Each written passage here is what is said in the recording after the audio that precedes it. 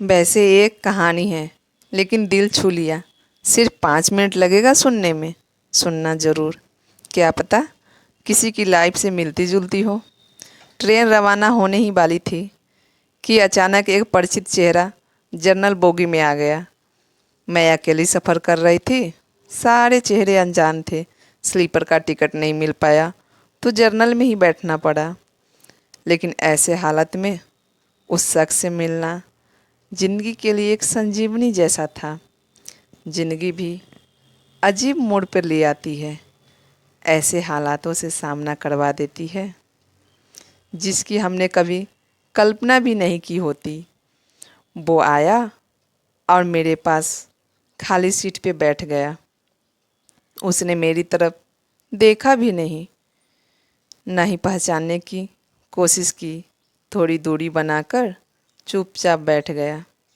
बाहर सावन की हल्की फुहार पड़ रही थी, जिससे वो थोड़ा भीग गया था। मैंने छुपकर उसकी ओर देखा। उम्र के इस पड़ाव पर भी वो वैसा का वैसा ही था। हाँ, थोड़ा भारी हो गया था, मगर ज़्यादा नहीं। उसने जेब से चश्मा निकाला और मोबाइल में व्यस्त हो गया।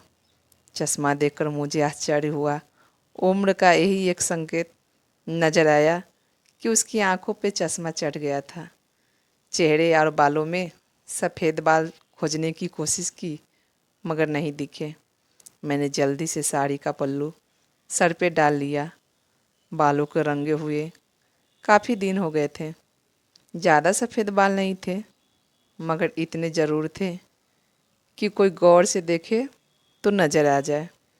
मैं उठकर बाथरूम गई। हैंडबैग से फेस वॉश निकाला, चेहरे को धोया, फिर शीशे में खुद को देखा। पसंद तो नहीं आया, मगर अजीब सा मुंह बनाकर वापस आ गई। वो खिड़की के पास बैठ गया था, मेरा बैग सरकाकर। बिना देखे ही बोला, सॉरी। भागकर चढ़ा तो पसीना आ गया था।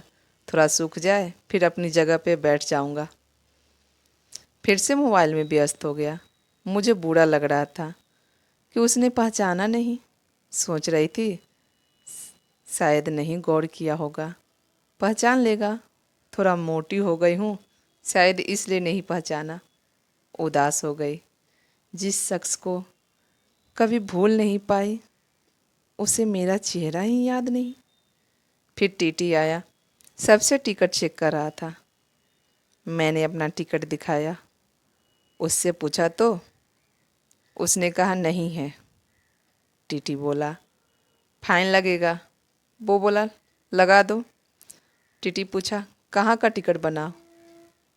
उसने मेरी तरफ देखा और बोला कानपुर। टीटी ने टिकट बना कर दिया और चला गया। वो फिर से मोबाइल में तल्लीन हो गया। मुझसे रहा नहीं गया, पूछ ही लिया, कानपुर में कहाँ रहते हो। उसने बिना देखे कहा कहीं नहीं। मैं चुप हो गई। उसने फिर खुद ही कहा एक पुरानी दोस्त मिली जो अकेली सफ़र कर रही थी। फौजी हूँ, सुरक्षा करना मेरा कर्तव्य है। उसे कानपुर तक छोड़ने जा रहा हूँ। दिल जोर से धड़का। मैंने पूछा कहाँ है वो दोस्त। मुस्कुराकर बोला यही मेरे पास बैठी है। आंखों में आंसू आ गए। बोला रो क्यों रही हो।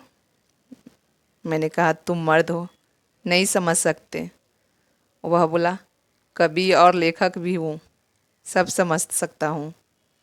मैंने कहा शुक्रिया पहचानने के लिए और मेरे लिए इतना समय निकालने के लिए। दिल्ली से कानपुर का सफ़र हमारे साथ बीता। जिंदगी का यादगार दिन था।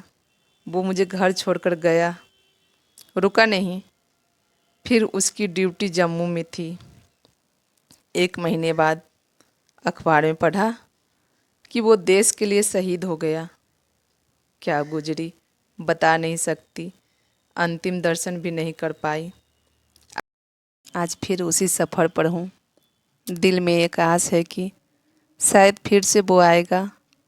एक सफ़र वो था जिसमें हम सफ़र था। एक सफ़र आज है जिसमें उसकी यादें हैं। बाकी ज़िंदगी का सफ़र जारी है। देखते हैं कौन मिलता है, कौन साथ छोड़ता है। मेरी इस कहानी पर आपकी क्या राय है? पसंद आए तो लाइक करना। सच में सच्चे प्यार की कुर्बानी त्याग ही है। ऐसे ही कहानी के लिए हमें फॉलो करें। धन्यवाद।